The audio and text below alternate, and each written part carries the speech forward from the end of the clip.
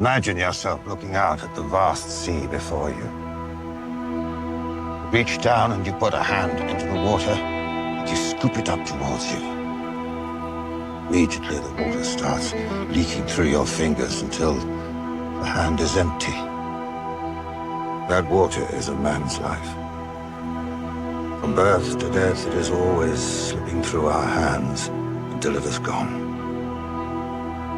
along with all that you hold dear in this world. I'm Luke, and what's the point anyway?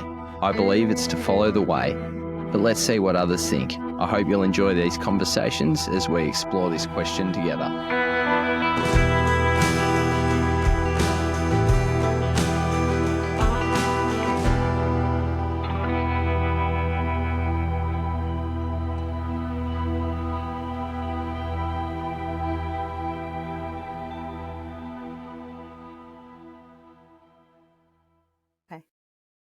Welcome back to What's the Point Anyway? Joining me today is Shelley Sangray, who is a really fascinating guest because she's someone who I followed several years ago and then sort of lost track of, and then recently learnt that she's come to a similar position as me. So Shelley's a mother of 11, which is pretty crazy and pretty cool. Not only is she a mother of 11, but she's a homeschool mum of 11. And she launched a YouTube channel which became sort of wildly popular called There's No Place Like Home, which, correct me if I'm wrong, started out as a channel focused on sort of homeschooling videos and then ended up delving into the deep and wild topics of sort of trutherism and conspiracies and Christian sort of truth, and now has taken another turn again. So I'll let Shelley talk about where that's gone. And thanks so much for coming on. I'm really looking forward to chatting to you. Opening question for you. What's the point anyway? Point is living for Jesus, telling everyone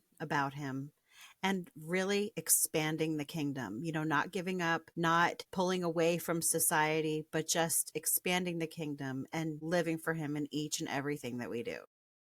Perfect. What is, I think a Christian will, actually, maybe I disagree with this. I was going to say a Christian would hear that and say, yeah, they understand that. But I think many of us actually have totally different ideas of it. But someone that is a Christian or isn't a Christian, what do you think it means to live for Jesus? For me, it means to be the light to others who may not know him, and even to those who do know him. We are called to be imagers of God, first of all, and a lot of people don't know what that really means. So I think that we should exemplify the characteristics that we've been called to exhibit, the fruits of the Spirit, and to not just live these things verbally, but actually in our actions, showing people, living by example. Yeah. And do you think, because the world is in an interesting spot, and Christianity, I think in many respects, due to its own doing and perhaps a lot of us not living as the image of God, it has cops a lot of criticism these days. Do you think being the light and being the image bearers is all about converting people to the same beliefs, or is it something different to that? Well, for me, obviously, I would love for people to experience the gift of salvation. Yeah. But the thing is that I can only plant seeds. It's not something that I can ever force anyone to do. But even for those who do not take that route, I think that it's still important to show love, to show humanity, and to just be empathetic towards others. And it's not always easy, It's not like this is something that I do perfectly, because I certainly don't. But it's something that I've been growing in and praying about, and it's something that I hope to just continue growing in for the rest of my life. Yeah. Yeah, I'd agree with that. I think the misconception is that Christianity is just like a cult, and it's, you're doing this just to bring more people into your local church. And I don't know about you, but I'm sort of on and off with even attending a local church. So if anyone thinks I'm a cult member, I don't know who my cult leader. I think my cult leader is Jesus Christ, but beyond that, I don't know what man it is. But yeah, it should be a joyous people to be around. We should you read the story, the story of Jesus, and it would be a great person to be around, whether you believed in him or not. I think, mind you, he did say some pretty critical things of people that didn't believe in him, but you read that, and I think people can make up their own minds. What's been your background, Shelley? Did you grow up Christian? Did that change over time? I know your beliefs within Christianity have changed over time, but how did it all start for you?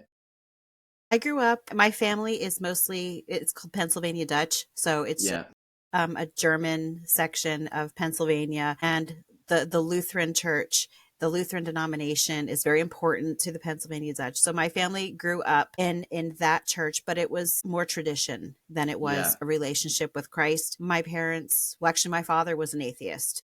right. But my mother, she would, by tradition, drop me off at church every Sunday. She wouldn't go with me unless it was Christmas Eve or Easter.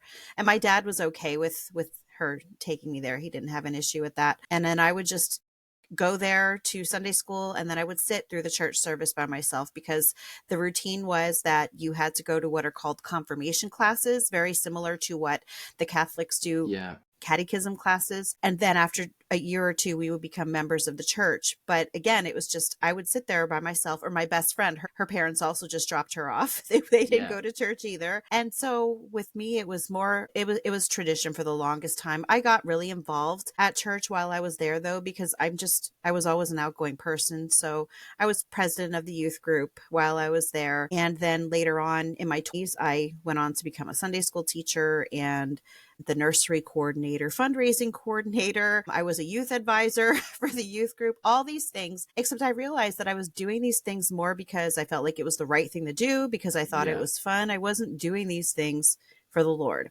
yeah, So eventually we moved about half an hour away, my husband and children and I. And by this point I was pregnant with my seventh child. Everyone yeah, always asks, do you have all those children because you're a Christian? Well, I was pregnant with number 7 when I would say that I was truly, that God saved me. So, yeah, and we moved and we started going to a new church because my neighbor had invited me. And that was where I actually understood what it was to have a relationship with Christ. So, yeah.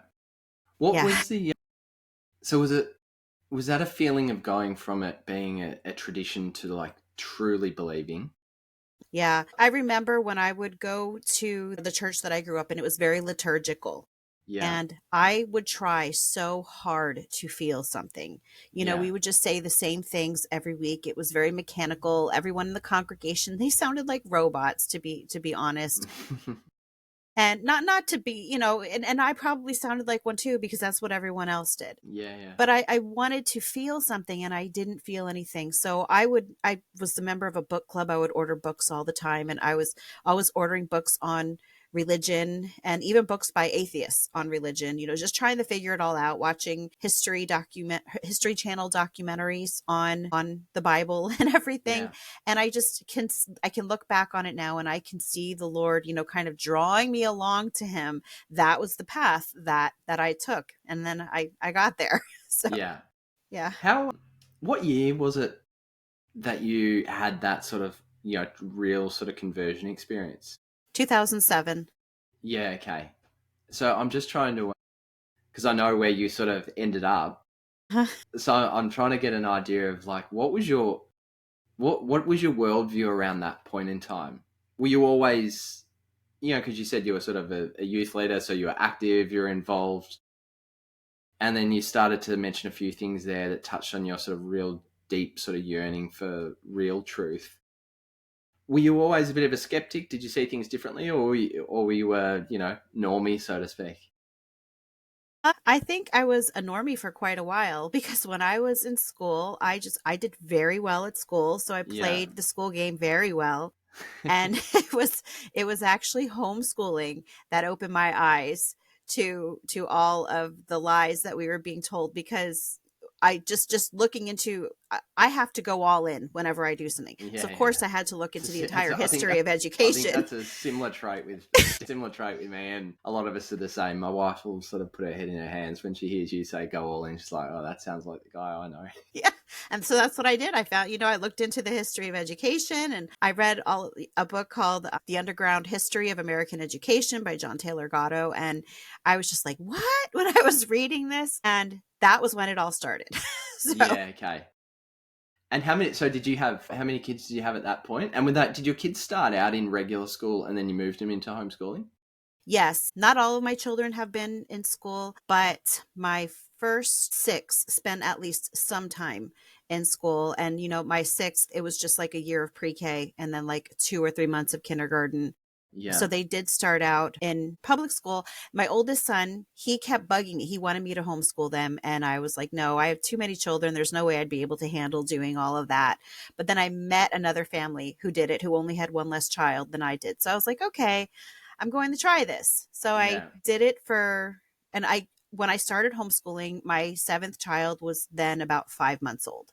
Yeah. And so I was newly pregnant with my next one, actually. So, because they were only 12 months apart.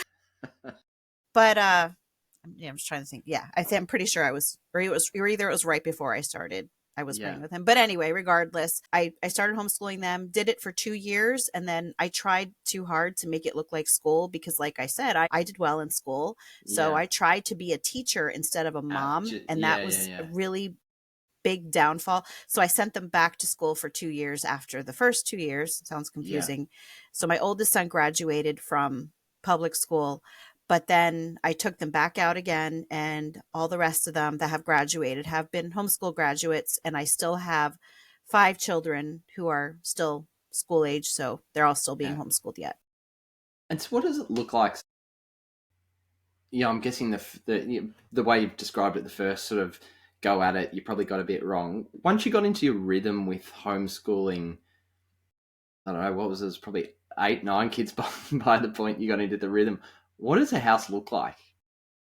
Well, it took a while for us to get a routine, but what I found for us was that I kind of did things in groups. I had the teens, and then I had the middle kids, like 4th through 8th grade, working together. And then I had the younger kids working together. And so they would do just their language arts or their math by themselves, individually.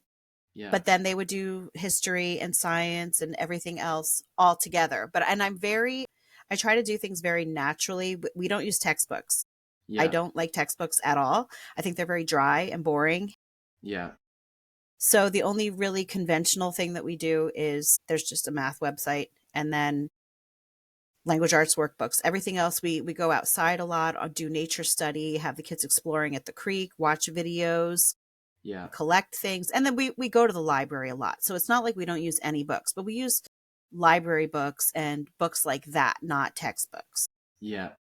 And I really incorporate my children's interests. What do they like to learn about? And I give them lots of time to explore the things that they want to learn about just on their own throughout the day. And so, like, when you started doing this, were you like a total weirdo to attempt this, or is it, because my understanding is it's a lot more popular in America. So where I am in Australia, look, 5 years ago, I don't think there would have been lucky to be 1% of kids that were homeschooled. I know that has changed a lot, and it's booming in the post sort of COVID lockdown world. I mean, Melbourne, where I am, is the second most locked down city in the world, and that woke a few people up, and a few it didn't. A lot it didn't, but it certainly woke up a few. So I know there's a lot of people homeschooling now. My kids are still sort of kinder age. We still plan to sort of send them through the regular school system.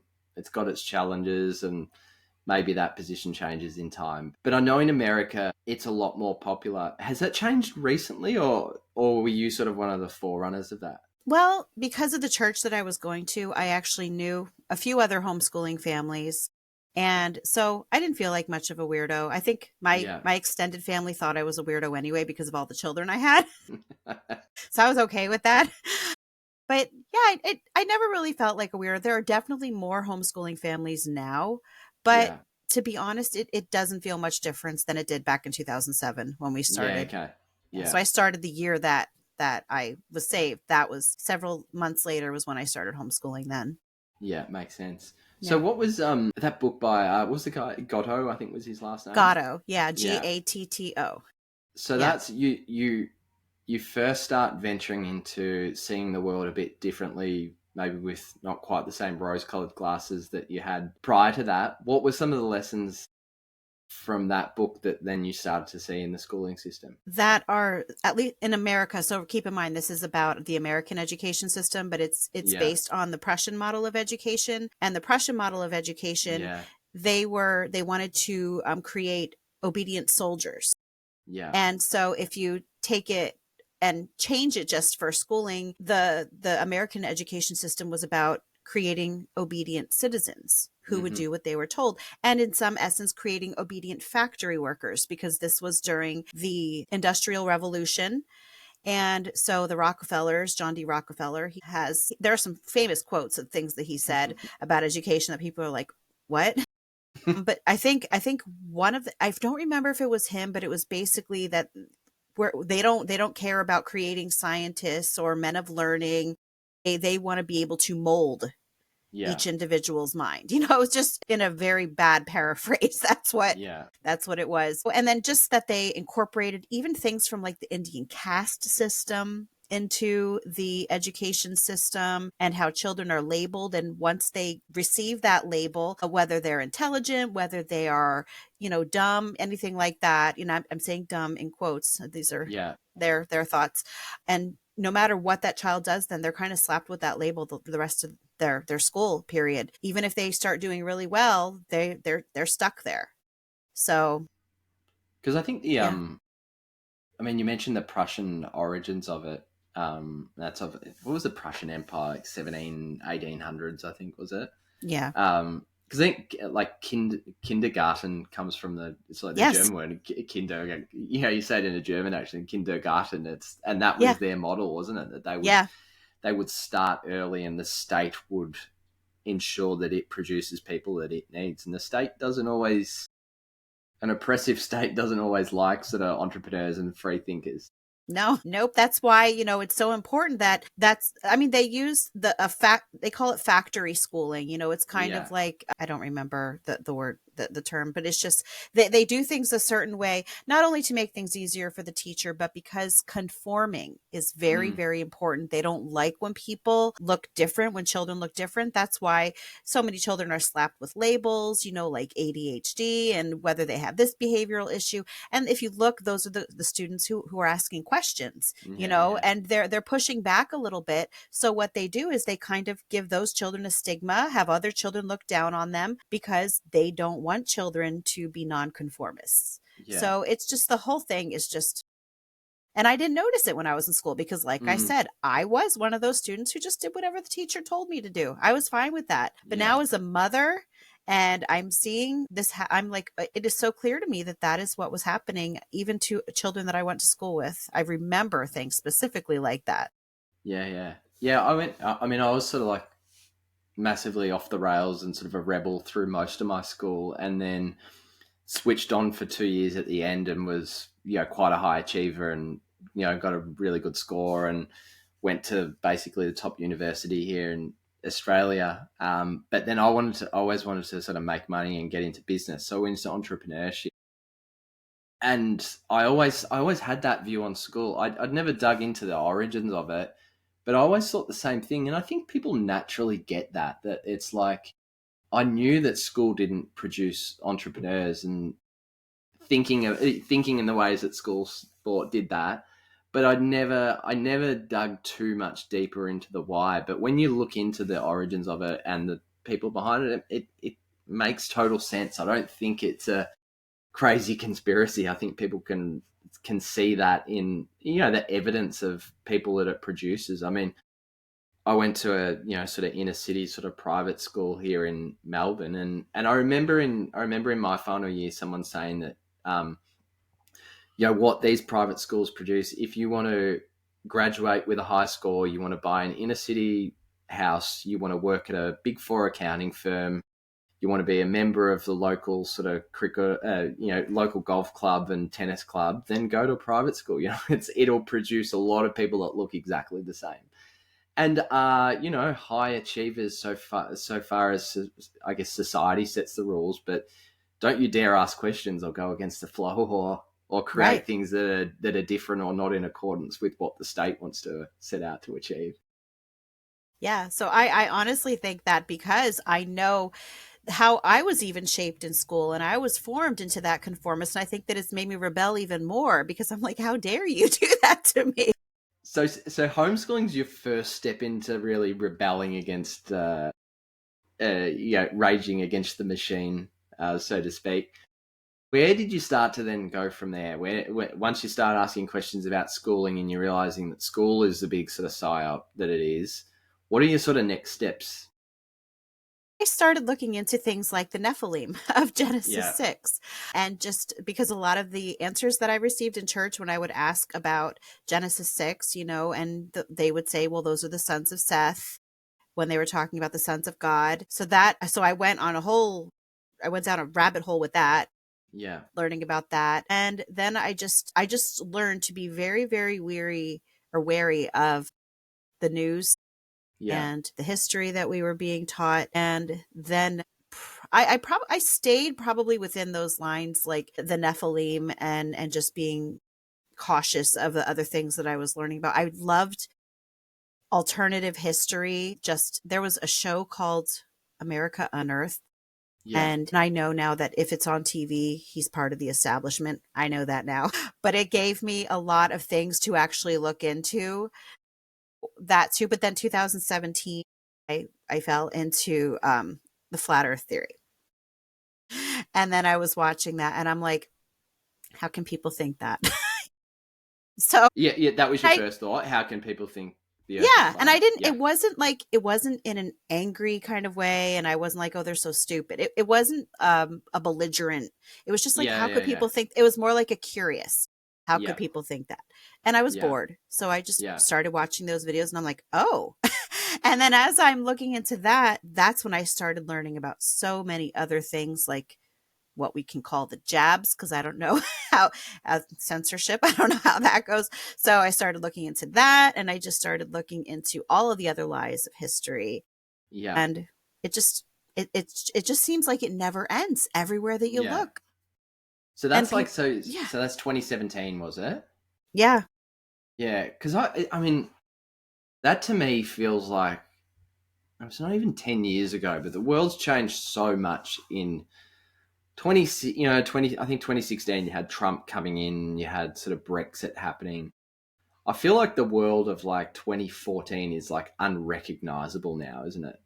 yeah, But yeah. 2016, 2017, I was still more or less a normie. I was always skeptical, but still sort of a normie.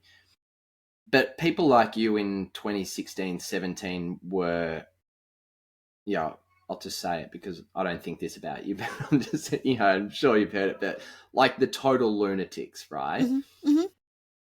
And then now the last 4 years, the average person's like, you know what? Yeah, I could probably believe that. Like I know, like that was sort of the early days of the whole Q and QAnon stuff, and maybe I'll get some of your opinions on that. Yeah. But I remember seeing a interview on, I don't know, CNN or something, and the lady asked Trump, she's like, so there's these crazy people that say there's sort of a group of satanic people that are pedophiles and that they kill children and that they run the world. You don't seriously subscribe to that or something, do you? And I mean, even me then, I would have thought like, yeah, these people are sort of nuts. And then now in 2024, you've got like the Epstein stuff and you've got the Diddy stuff and you've got all these, and people are like, oh yeah, it's not really that far fetched. It's sort of on like mainstream news channels now. So what's your last like 8 years been like from 2017 up until now, sort of seeing these sort of fringe ideas start to become mainstream and looking really at the world and people sort of waking up. But I think waking up's an interesting topic, and we'll get into that with sort of how some of your content. But what's the experience been like for you? Let me just say that I was very happy to see people waking up, because it would always bother me to see people just talking about everyday, just things that seemed to have that they were completely oblivious to the things that were going on around us while I was looking Mm, into these things. But there was a point where that's all that I did was look yeah, into this stuff. And I didn't talk about it with other people, like other than my husband, and my children. Like yeah, outside, I would go to church. I would have never talked about stuff like that to anyone else, but it was a huge interest of mine. And I spent so much time on it. And then as I'm seeing, especially since 2020, all of these new things that are, well, not new to us, but new things, like you said, that are now coming out, they're on mainstream media. It's vindication for mm, me. But at the same time, I think that it's also, at least highlighted the fact that some of these things that we talk about in this truther community, some people pull that they take them too far. Yeah. And the problem is that when you take things too far, that is why the rest of the people that we call normies don't want to pay attention to those things that we're trying to get out there, because who's going to get the most attention? Well, the people who are saying the most out there outlandish things, which do have truth in them. Yeah. But and so that has been a huge issue. And it's frustrating for me. And I'm realizing that at first I was believing all those outlandish things. And I'm like, okay, you know what? I know that there are so many things wrong with the world and so much history, but I think that we need to start drawing a line on the really, really outlandish things, and just, which could be true. I'm not even going to say that there's no possibility, but more people will listen to us if we learn to have a little bit of self-restraint in the way that we express these things. Yeah. Yeah, I see it in a really similar way to you. I mean, my mindset, the way my mind works, I'm quite comfortable digging into crazy ideas and not getting too emotionally caught up in them. I think a lot of people struggle with that. I think they really, on both sides, and the people are like, no, that's just a ridiculous idea. I never want to even hear anything about that. As well as the other end, which is, you say, there's sort of truthers that go down deep rabbit holes and just see patterns in absolutely everything, and it consumes their life. And I think there's elements of trying to find all the answers to everything that's actually really harmful. I think there's a lot of things that we should be comfortable not knowing the answers to, and that's we're not meant to fine. know everything. We're not meant to know everything. I really love the topic of conspiracies. I think it hits a piece of my brain that's sort of like, I think it's fun to dig into things and try to find out the answers. If you can do it without letting it consume you, it's really healthy. I definitely got to an unhealthy phase of it, a couple of years ago. Now I'm a lot less interested. I'm really open-minded to anything. A lot of Christians, I don't think, are open-minded. I think the evidence is on the show, and the guests that I'll speak to and have a great conversation with and have completely different worldviews. But I'd love to devote a little bit of this discussion to digging into some of these theories and having a little bit of fun with them. I wrote a bit of a list. I think we will have to get into to flat Earth, because there's going to be different people who listen to this like, oh, what on earth is a flat earther? So I think we'll get, and I don't even know whether you still do hold to that, but I'll get you to explain that a little bit. I'm not, but I've looked right deep into it, and I'm not triggered by it. I'm fine with this. I know there's some people I love and think are super smart that believe in it, and I think it wouldn't surprise me if they're right. I just don't necessarily hold to it myself. But what I thought might be fun is I've written a list of sort of conspiracy topics. Can you give me like a one sentence initial response to them, and then maybe we'll pick which ones we want to go into? I will try. Okay. JFK. That is something that I honestly did not spend a lot of time looking into. Yep. 9/11. That one was very interesting for me for a while, just when coming up with the theory that it was our own government that planned it. And then you start to see all the discrepancies, things that didn't make sense. But again, it wasn't something that I spent a whole lot of time on, but it was actually my oldest son who brought that to my attention the first time. He was in his 20s at the time that he did. So yeah, that's my thought for now. COVID. Oh my gosh. COVID was, I believe, just a test to see how well everyone would just obey. Yeah. And also, I think a test to see how people would react to each other, how those factions, those division that it could cause, what the reaction is going to be, because then having that sort of information could be very helpful for in the future, depending on whatever it is that they're planning to do. It sounds very conspiratorial as I'm thinking about. The David Icke lizard people. That is something that I also have not looked into that much. I've heard a little bit about reptilian, and a friend of mine sent me an interview that someone who was a servant or I don't remember, she was some sort of worker, we'll say, for the royal family, and had these stories about Queen Elizabeth and Charles shape-shifting and everything into these reptilians. And I did listen to that interview, but I never really looked too far into it. Although I have made a few videos on the possibility that they could be related to what is called the Nakash in the book of Genesis, the serpent-like beings. And, there are also said to have been lizard people that lived under Los Angeles at some point, but then they will say that they just worship lizards. They weren't lizard like. But so I actually looked into it more than I have, than I thought I did. Maybe just not David Icke related, but I've looked into the whole reptilian thing just a little bit more than I realized until just now. Space and the moon landing. The moon landing, I think, is a completely ridiculous concept. Yeah. Just the fact that they're trying to tell us today that our cell phones are more high tech than the computer that was used to guide them to the moon is just like, come on, along with them losing all of the telemetry data, and then them taking the lunar lander and then supposedly fitting the lunar module onto it. And it looks like it was made of aluminum foil and like wooden dowels. So, I just think that's ridiculous to me. Bitcoin and cryptocurrency. That is something I know nothing about at all. What was the next one? Jesus as a Roman invention. Well, that was kind of something that I looked. Remember, I told you that I was looking, that I had books that were written by atheists. That was kind of the idea of one of those books, but I don't believe that he was a Roman invention. Let's just put it that way. That was many years ago. It was like 20 years ago, probably, that I read that book. But I don't. There's too much other evidence, let's just say, on his existence as a real person, historical person, so I don't fall in line with that one. Perfect. And then maybe the last one, flat earth and space. Or the shape of the globe in space. Yes. So my thoughts are that it is probably flat.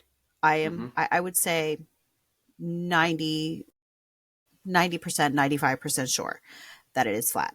But if someone would actually come to me with some real evidence of it being spherical, I would have to accept it, So I'm not going to pretend to know 100% because I can't, although there does seem to be more evidence for it being a level surface, and we'll just say more common sense evidence, Occam's razor, so to speak.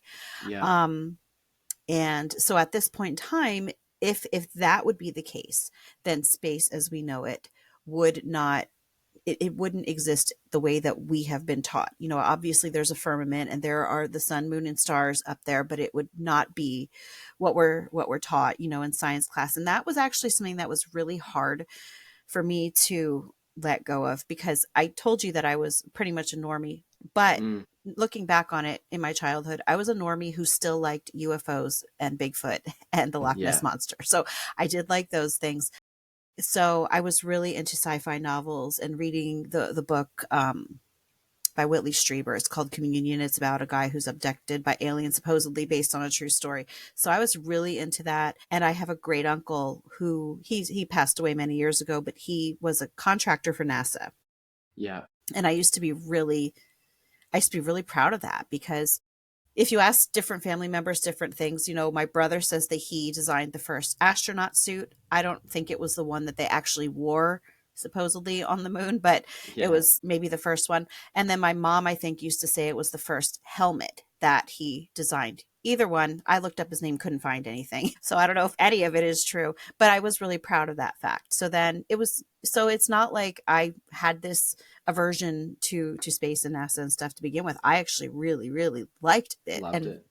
So it was hard for me at first. So what's your view on, what do you think's going on with like NASA and, I mean, Elon with SpaceX and the Russians and the Chinese? Like, what's going on with all the space stuff? I think that a lot of it is used for black budget things. They're trying to hide a lot of money, so NASA gets billions of dollars from taxpayers every year. And so, I mean, they could be using it for things like that. They could also be using it for technology that they don't I'm sure they have technology that we have no idea what they Yeah. have. The stuff that we have now, they probably had 50 years ago, and we're just learning Yeah. about it now. So I think that it could be used for that, and also maybe a distraction. I know that there are a lot of people who believe that Project Bluebeam is going to at one point be a thing where they use this pretend alien invasion to, and some people think that it's just going to be an alien invasion. Some people think they're going to use Project Bluebeam to pretend that Jesus is coming back, but it's actually Yeah. Project Bluebeam. There are so many different things that they could be up to. And, to be honest though, like, I haven't really been up on this recently. Yeah. I kind of go in kicks, like I'll get Yeah. really into one subject and I stick to that for a while, and then I move on to another one and stick to that. And sometimes I will go back to another one, but yeah, I haven't really thought about that one much lately. Yeah. And so why do you think the Earth is flat? Or why do you think it's most probably a level flat surface? Well, there are a lot. First of all, water is level. It Yeah. it takes the shape of its container. I think water level is the most compelling that there's something going on. Yeah.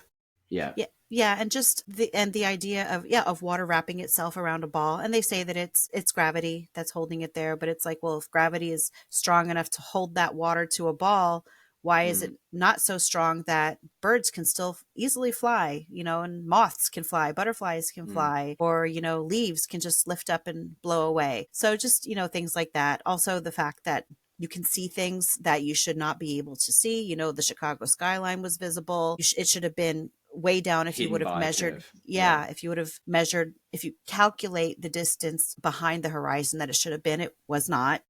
Yeah. Just those sorts of things. And I think that a lot of times they're very common sense things that we don't think about very often, and just the idea that if you actually look at military documents, old military documents, it says that it's a flat, non-rotating plane. So, just those things. Yeah. And why? So, who would want to? Why would a lie about a spinning globe be made up? And then who's behind? Like, who's behind it? I think that one of the largest reasons, and I'm going to use Mark Sargent's words if you've heard of him, I don't know, but I think they could be using it to hide God, because there are so many people that, because of the whole universe model and planet model and everything, they think that we're just one of hundreds of trillions or whatever of planets that are out there, and we're just an accident. Yeah. And we have no meaning. And it shows you those posters like "you are here," and then it shows all the other stars and everything. You're a dot. You're a meaningless dot. Yeah. And I think that a lot of people, and now that there are, on the other hand, a lot of Christians who believe that we are special because we are on this ball, and we're in the Goldilocks zone, and God created all of these specific things just so that we could live here on this earth. So I mean, I see that there are two sides to it, but I think that, and I also think that it could just be a mockery of God, because it just seems that there are people who hate God and they like to invert everything. We see that going on everywhere around us. And I think it's just another inversion, taking something that he created and making it completely different or at least making it appear to be completely different. Yeah. And I think that, just the idea of it being this enclosed plane, it just really helps to keep in mind of how the closeness of God, how near he really is to us. Yeah.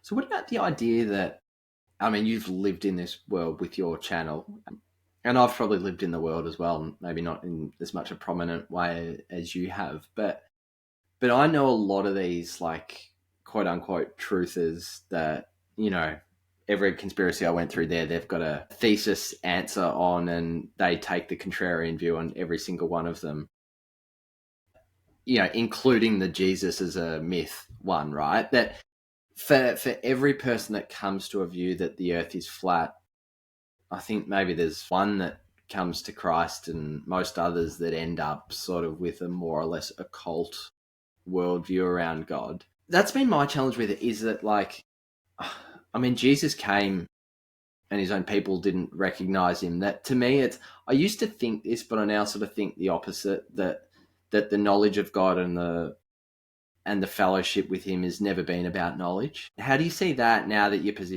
sort of eschatological position's changed a bit? Do you mean more on the occultic, like what Yeah, people are saying? yeah, So when I was reading all of those books, and that was something that I looked into. There was another book that I read. It was called G period O period D period. I don't remember who the author was, but it was just talking about how God stands for guiding, organizing, and designing. And so yeah, that was just one of many books that I read that kind of showed all of these different views of who God is. But I always came back to the evidence of, the disciples, of even historians like Josephus, who yeah, he was a Jew, and he wasn't a Christian, and he talked about Jesus. And just seeing him work in my life, to me, there's no question, because I have yeah, seen yeah, all of the way that he brought me to him, the way that he called me to him through all of the searching that I was doing, all the seeking that I was doing. Pastor David Curtis on Berean Bible yeah. Church, I think I like the way he says it. He says that there's no such thing as a seeker, because there are like seeker friendly churches out there. He's like, we don't seek God, God seeks Mm, us. And yeah. I love that. And I truly, believe that he did that. But I'm sorry, what was the last part of the question that you asked me?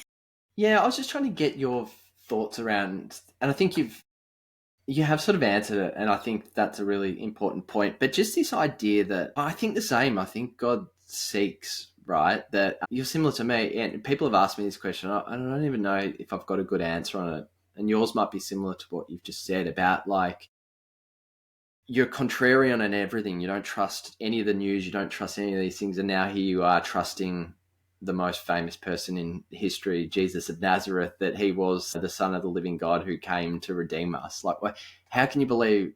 No, you believe that, but you don't believe anything else. And I can't explain it. For me, it's this. I don't know. It's this inner feeling that's different to anything else, but it's not knowledge. Early days when I became a believer, I like to think that it was knowledge, but the more I look back, it wasn't. It's it's faith, and that sounds Yeah, very simplistic. yeah, What I truly believe is that, first of all, God, he can preserve his word. So they always talk about people are changing the yeah, Bible, and they're writing things, that aren't supposed to be in there, and they're adding to it and removing from it. And I first of all believe that God can preserve his word. But I mm, believe that searching all of these conspiracies that I have over the years, every single one brings me back yeah, to God. Everyone. I even thought to myself for the longest time, because I noticed that I don't want to sound like I'm preaching on my channel, because I don't believe that I should be doing that. yeah, But at the same time, I'm like, okay, I need to start trying to sound less preachy in my videos, but every single topic leads mm, back to God. You just cannot deny it. And then when I fell into fulfilled eschatology, it was yeah, like everything clicked then. And I was like, this is what it all leads back to. mm, So like you said, it's a feeling, but for me it was just like every path that I was taking, no matter which way I would go, it all ended up at the same place. yeah. Yeah, I Yeah. think that's true for even things like, your early topic of like looking at homeschooling and the schooling system. Ultimately, all it is another group of people trying to establish themselves as God. Yeah. So they need to and I mean that's why in communist China and the Soviet, these sorts of regimes are deeply sort of atheistic because they need to be, because the state becomes the god. So Hmm. there is always an authority. It's just a matter of who's going to fill that void of being the authority. Yeah. And that was actually, now that we're talking back about school again, there was another quote. It was by a signer of the Humanist Manifesto. Hmm. I wish I might be able to think of his name afterwards, but he just basically said that, what can a theistic Sunday school do for 1 hour a week when the schools have children for 30 hours a week? It was Yeah, yeah, basically they're taking God away from these children, because they get to have kids 30 hours a week, whereas children are in Sunday school only once a week. He's like, what are they supposed to do? They have nothing yeah, on us. So, and that's a very modern way to say it, because that's not exactly how he said it, but that was the point yeah, that he yeah, was making. Yeah. yeah. So what's the funnest conspiracy that you've dug into? I know there's some that you've really focused on your channel. The most fun, I think, are giants, but I think that you Yeah, can also put in there like trolls and things. I love folklore types of Yeah. things, because I believe that there is truth to be found in everything. Yeah. Yeah. Now, which parts of that are the truth? Sometimes it's hard to sift through it, and again, that might be something that we never actually know on this side of heaven. But but giants, the Nephilim, trolls, even looking at the petrified titans, those sorts of things. Some of it, can just be pareidolia, where you think that you see something, but it's not there. But other stuff, you look at it and you're like, wow, if that's not AI or CGI, then that really looks like it was something. So I think that's the most fun. And that's actually the only topic that my children were ever interested in. Really? Because they don't even watch my videos at all. Like, I think my 11-year-old, she watched my video about the trolls. I think it was Trolls, Titans, and Petrified Giants. She watched that, but I think they've never watched any of my other videos. So where did I'd love now to talk a little bit about where all this sort of truth of study and your faith combined in one and led you a couple of years ago, which is sort of similar point to me. And then I want to talk about how your more recent sort of understanding has changed that. So, let's go back to, I don't know, 12 months ago, and I've sort of saw it in your videos. You started asking questions on things, and I love the way you call your video series Question the Narrative. And I was watching one recently, and you made the point, which is so good. It's like, you're questioning the narrative. I'm not saying the narrative is wrong. I'm not saying this position is right. I'm just questioning it. And I'm looking at it with objectivity. And I love how you've been able to do what so many sort of truth people struggle to do, and hold a position and then change it and say, actually, I got that wrong. So about a year ago, before you started to move into sort of fulfilled eschatology, and you were looking at COVID and you're looking at everything going on, you're looking at sort of everyone waking up, what was your worldview? What did you think was going on? A year ago, I thought that we were living in the short season at that, the short season of Revelation 20. And that was actually something that I learned about because I was interested in the mud floods. So I was looking into that. I was looking into Tartaria, that whole conspiracy too. Yeah. And I'm calling it a conspiracy again. I'm not saying that it's not true. That's what I call these topics, just because it's kind of like a way to label them. So I was looking into all of those. And then that was when I came across the idea that this could be the short season. And at that point, I didn't even know what the short season was, even though I had been a Christian for years, because it's not something that is really talked about in church. So I'm like, is there a reason for that? So I started really looking into that idea that we were living in the short season. And then that was a few years ago, though. But last year at this time, I was still believing that. But I was also starting to really understand the timing statements in the Bible. And that was when kind of things started to slowly shift for me, when I started looking at the timing statements, because they do fit in with us living in the short season now, if you only believe some of them. Yeah. So that was really, I think that's where I was at. I'm trying to remember. I think I was, I know I was still believing we were in the short season at this point last year. Because that was my sort of route in as well, that, and the short season, I mean, there's going to be, I think you sort of touched on it there. There's a lot of Christians that will listen to this and be like, what on earth is the short season? But it's this idea that Jesus came in AD 70, established a kingdom here on earth, reigned sort of for 1,000 years, or maybe it was 850 or whatever, whatever it might be. And then we're in the end of that in Revelation 20, where it says that then Satan was loosed from the pit to deceive the nations for a short season or for a little season. And then the end comes where he's devoured with fire. So I was the same. So we're living in this world where everything, and then it's self-fulfilling too when you look at everything, because then you're like, oh, there's deception everywhere. No one believes anything. We don't know our history. There's these theories of mud floods. There's some sort of big resets that appear to have happened with civilization in the 1780s, which explains why no one really can trace their genealogy back more than a couple of hundred years. There's seemingly wickedness everywhere in the world, so therefore Satan's in control, but we must be in the final stages of that, and there's going to be some major event, and then Jesus is going to come, final time, destroy Satan, and where, the believers go to heaven and everyone else sort of goes away. So how then do you go from believing that and seeing all these things? I mean, you've run a channel digging into them, the truth of these deceptions, to now you're like, we are in the kingdom. Yeah. And it's been here, and Jesus is the King of Kings and the Lord of Lords. He's reigning right here, right now. And this is, the eternal state, whatever you want to call it. How's that shift been for you? It was hard for me, obviously, at first, because at first people were just kind of leaving very polite messages, not messages, but comments on my video saying, you're almost there. You're almost there. You need to look into full preterism. You need to look into covenant eschatology. And then they would just say certain things like, we are on the new earth now. And I would be like, that's ridiculous. Look around you. This isn't the new earth. How can that be? And there's all the evil that's going on in the world. And the thing is because I was still being with the mindset, the truther mindset, which I still have, but with the truther mindset, you kind of focus on all of the negative. Like all you see, all you notice are the negative things going on around you. So you're not going to notice all of the advances that we're making and all of the good things that are happening. And at the same time, if you have a large group of people hyper focusing on all the negative things, they're not taking time to expand the kingdom because they think that the kingdom is already doomed. Yeah. So that was really tough for me. It took a lot of humility to realize that I was reading the Bible completely. I believe that I was reading the Bible completely wrong. Yeah. I was taking it too hyper literally. It's something that, and I even go now to a dispensationalist church. Yeah. It's hard for me to sit through some of the sermons, but like the fellowship there though. Yeah. Do they know your position? Mike No. Sullivan was my most recent guest. I'm sure you've come across Mike. He's coming on my channel in January. Yeah. So, is he? Yeah.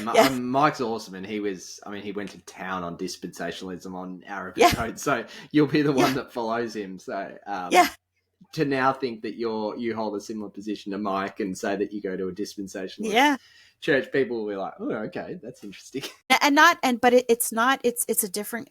Like my pastor is a progressive dispensationalist, which is a little bit different. I don't know. All I know is I was asking him questions. Yeah.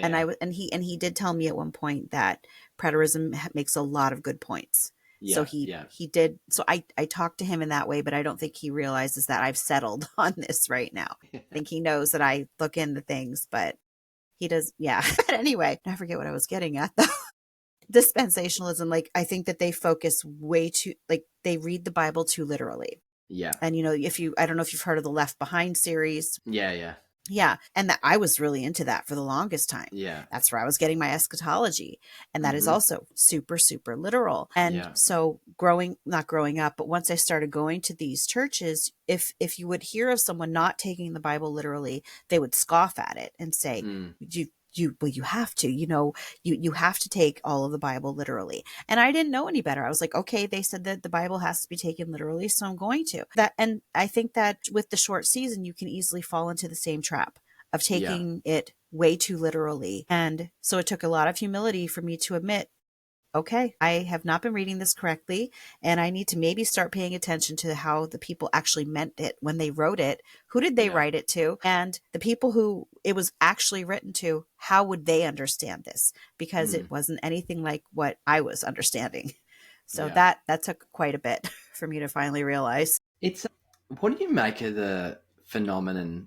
And I call it a phenomenon because for me, it's weird, right? That the idea of fulfilled eschatology is joyous, right? It's confirmation that Jesus was who he said he was. He proved the prophecies that he said came true, which proved that, and then we have now all the promises that were ever offered to the Old Testament prophets, everything that they were waiting on, everything that the New Testament writers could see, was at hand. And yet you tell people and they're like, they don't want, they do not want to hear it. How do you go, how have you found that, because it's when you're into the sort of, there's something alluring about the sort of truth idea of, and people do it, and I did it, you read the Bible as if you're the central character of it, and you're in this special generation where it's all about you, and you get to live through that, and it's like the ultimate sci-fi novel. Yes, that's what I said. And so people struggle to move away from that. Even as appealing as a message as it is, it's like the most like horrific message that you can deliver to most Christians, sadly. So I know you've sort of seen that in your channel. I mean, you've got just short of 80,000 subscribers. I know videos 2 years ago, you probably had 1,000 views. Now all of a sudden it's like 10% of that, isn't it? Yeah, it dropped drastically Yeah. when I started taking this view, and I'm like, that's fine with me, because I'm not going to pretend to believe something that I don't think is true. So I'm fine with losing them, because I just want to speak the truth. Yeah. Yeah. And what's been the biggest change in your outlook? Have you said, you focus on the negative, all of a sudden then you start focusing on the positive. Have you really seen the fruits of that in your life?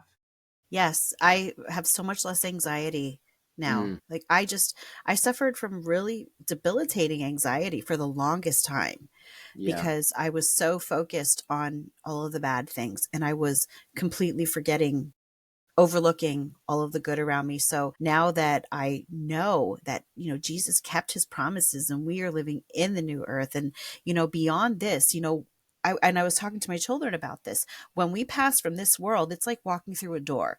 We are still alive in heaven. He is the God of the living. So it's not like heaven is not for the dead. Yeah. We are living there for an eternity. How much better can you possibly get than that? So just living with that outlook, and knowing that of course, there's going to be bad things that happen. There are going to be governments that try to overtake us. And as I was just talking about in one of the videos that I just did, I kind of look at it as a 2 steps forward, 1 step back scenario. Yeah. Because Isaiah 9, I believe, it talks about for the increase of his government and of peace. And I said, okay, so his government and peace will increase. So if you take the outlook that on the new earth, everything is immediately perfect and it's paradise on earth and everything is just an earthly Garden of Eden, it wouldn't need to increase because it would already be perfect.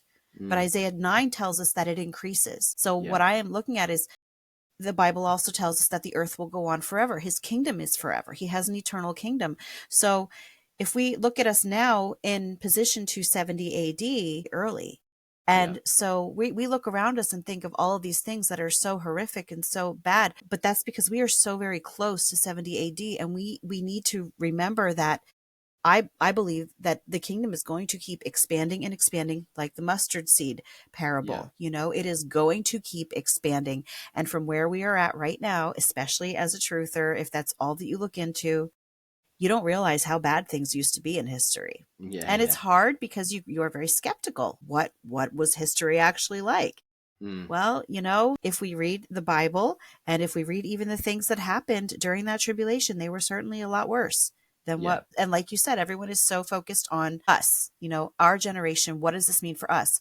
But every generation has been like this. We are very self-centered people. Like, we have always been that way. Every generation has always had the same outlook. So I think that if you put it into perspective, we're very close to 70 AD if you compare us now to eternity. And I think it's just going to keep expanding and expanding and expanding over time. Yeah. It's a great point. I think, I thought the same. I thought, we must be in, if we're not in the final 7 years, we're in the years just leading up to that, the preparation for that. And then I look back now, I'm like, how ridiculous were we? Like, I lived in a nice house with a family and a silly government, but I still sort of do what I want to do. And, I'm complaining about 8% inflation and, sort of anti-Christian messaging on the news. I mean, go read the book of Acts.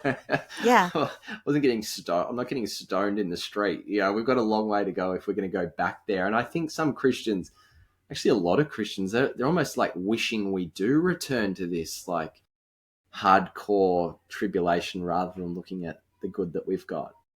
But it's a balance, isn't it? I mean, you would be dealing with the same feelings as me, that you can't unsee all these things that you once saw, but now you just see that you can't read the Bible into it. You can't, make that all about end times. So the evil still exists, but actually there's a whole lot of good now. So do you see it Do you see world history as sort of, I see it as sort of cyclical and progressive. Yes.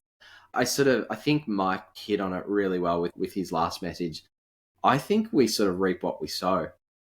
So I think the church, the culture that we live in, and the circumstances we have are basically our scorecard for how we're acting as Christians. If we have the power to rule in righteousness, and if we, reject that power and act like fools and, look at all the negative and complain and don't be their light bearers, well, the world is going to be a pretty miserable place, isn't it? Yes, and it's true, because if you have that mindset where you're just, I think was it John MacArthur, I think, who said at one We point, lose down here.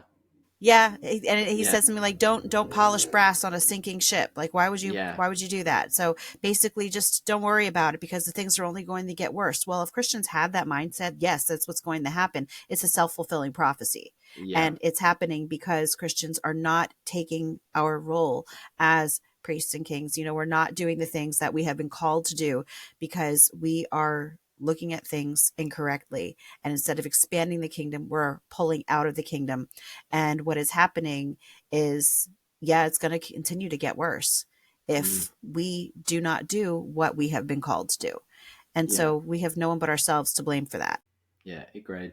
So what are you studying at the moment, Shelley? So you sort of, because the Bible just opens up, doesn't it? Once you see sort of fulfilled eschatology, then you're like, okay, now I need to look at this entire narrative in completely differently. And that, I'm probably a bit over a year into that journey, and however many years I live will be the amount of years I spend still learning new things and seeing things differently.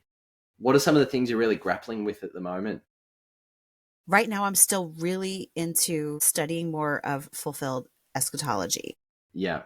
I'm reading Christianity's Great Dilemma now by Glenn Hill, and it's a good book for beginners, but it also clarifies things. It makes it easier for me to express myself when I'm trying to explain things to people.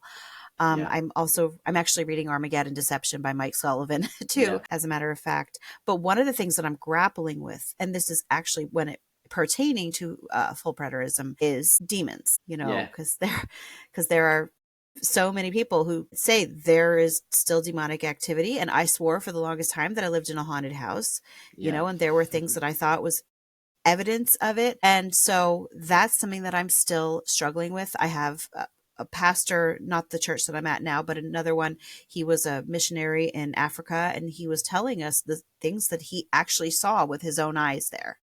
Yeah. And so I know that Revelation 21, is it talking about, or 22? It says that outside the gates there are sorcerers and things like that. Yeah. So that's something that I'm grappling with. I'm trying to come to terms with that, because it says that Satan and his angels would be reserved for the lake of fire. But I don't believe that demons are angels. I believe they're disembodied souls of dead Nephilim. So which might be another topic altogether. So yeah, it's definitely, because I have a different view on Nephilim, but as you've said, I'm not even going to get into this now. Yeah. And so it's not even something that I really have been looking into it, but I'm still trying to figure that out. But I'm at the point now where I'm like, the Bible is not wrong. It is my understanding that is having issues at this point in time. So, but if the Bible says it, I believe it. So my next episode, which I'm recording in a couple of days, so it'll be the one that comes out after this one, is the topic. We're doing like a little side study, and the topic is demonic possession. So I have 3 guests. It'll be Mike Miano. Have you come across Mike? If not. Oh, you love Mike. Mike's really, really good. And so Mike's position is that, I'm pretty sure his position, I won't put words in his mouth, I'll let him clarify it, but I think he sees more or less that sort of preterist idea that demons equal idols. Mm-hmm. Then I've got Kirsten Barton. I don't know if you've come across Kirsten yet. She was also a guest on the show. She thinks that demons still exist. And then the third guest is Stephen, who came on the show, not a Christian, grew up in a Christian church, was homosexual, left the church, became a minister in the Satanic Temple, then left that, and he's a great guy, and we had a really good discussion, totally opposing worldviews. And he's, I don't know, he would say his faith now, he's working it out. He doesn't know the answer to all things, but he has a blog called sort of sacred tension. So he writes a lot of, and he wrote a blog post on demonic possession, and he obviously grew up his entire life. His father was an exorcist, so believing that he was possessed by demons. So I've got three totally different views, and we're just gonna thrash it out and see where we land on it. Not as a debate, more just like an open roundtable conversation. So, because I think it's a fascinating topic. I probably lean towards the Mike Miano position that demons equal idols, and I think, because I mean, I was the same as you. I completely believed in Nephilim being sort of the fallen angels. I don't hold to that view anymore. So that changes a lot about how we think about these spirits. But it's a fun topic, so I'm looking forward to. I'm not dogmatic on it either. I'm pretty sure Mike Sullivan is absolutely a believer in your position on the Nephilim as well, and Mike's sure. I think Zach Sullivan. If you've heard of Zach Sullivan. Zach Davis. Zach Davis. Oh my gosh. Yeah, I'm sorry. Mike Sullivan. I'm combining their names. Okay. Zach Davis. Yeah. He has the position that you have, that they're idols. Yeah. And I think and it's something I have to look into more. I'm at this point, I'm not willing to say anything. I just need to look into it first. I was atheist for like 30 something years, and then End Time, then Little Season, then full preterist. My days of saying I've settled on something are over. Yeah. Yeah. If I see something that changes my mind, it'll change my mind. It's what do they call it? At this present time. This is my position, and in 2 weeks it may well change. Yeah, and that's that's one complaint that I get from people. A lot of people on my channel are not happy, I told you, with my eschatological position, and they say that I'm wishy-washy because I changed, and I'm like, well, would you rather have me lie and pretend? Yeah. Or, if I come across new information, I'm going to share it. I'm not going to pretend that I didn't come across it just so that I don't change my mind. I have to change my mind if I believe that I'm wrong. That would, where's your integrity if you don't, admit to that? So, I think there's so much cognitive dissonance in critics of that. You're like, well, do you want me to be fixed on, like, is there a point in time that you're happy with what my views are and you want them to be fixed? Or because for me changing my position, like going from atheist to believing in Christ for starters, is like proof that I'm open-minded, and we won't even get into the sort of the sovereignty of God and whether I chose or whether he chose, but that, and then changing positions, like for me that strengthens my case of showing that I can study new things and learn new things. But it's like people are happy with it until you start disagreeing with them. And then they want you to go back to what you were. Yeah, that's what I said. You always want to question the narrative until your narrative is being questioned. Then you're not interested anymore.